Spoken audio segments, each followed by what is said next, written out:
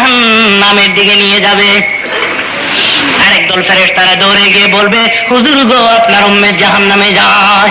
হুজুর পেরেশান হয়ে যাবে, দৌড়াবে ফেরেশতারা, কোন পথ দিয়া যায়? হুজুরের চোখে পড়ে যাবে, পেছন দিক থেকে চিৎকার করে ডাকতে থাকবে, রাখো ফেরেশতারা রাখো, আমার দুটি কথা শোনো। ফেরেশতারা শুনবে না, দৌড়তে থাকবে। আল্লাহ ডাক দিবে, কত বড় ক্ষমতা রে, রাহমাতুল লিল আলামিন ডাকে, চূড়ান্ত বেয়াদবি ফেরেশতারা রে, একটা কদম সামনে এগোবার ক্ষমতা আর না। দাঁড়াই যাবে ফেরেশতারা, আল্লাহ হাবিব সামনে দাঁড়াই বলবে, কোথায় নিয়ে যাও?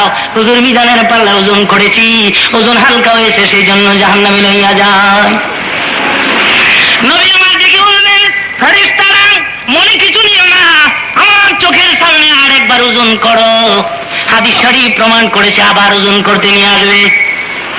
পাল্লায় তুলে টান দিলে পকেটে হাত ঢুকায় এক টুকরা কাগজ, মতান্তরে নবী ডান হাতটা উম্মতের পালার পরে রাখি আবার হাতটা সরাবে, টান দিলে দেখা যাবে উম্মতের পালার ওজন বাড়ি হইয়া যায়।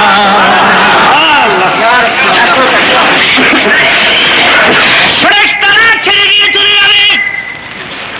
লোকটি দৌড়ে হুজুরের পায়ে পড়ে যাবে, কে গো তুমি? মুসিবতের দিনে জাহান্নামের পথ থেকে আমায় বাঁচাইয়া জান্নাতের ব্যবস্থা করে দিলা, কে নাম তোমার? কোথায় গড়বাড়ি, কি পরিচয় না দিলে আমি ছাড়বো না। এই কদম মোবারক ধরছি আর ছাড়বো না। নবী মাথার বলে হাত বুলাইয়া চোখের পানি ছেড়ে দিবে, আমার চিরস্তা, আমি উম্মতের কাঙ্গারি নবী মুহাম্মদুর রাসূলুল্লাহ সাল্লাল্লাহু আলাইহি ওয়াসাল্লাম, আমার চিরস্তা।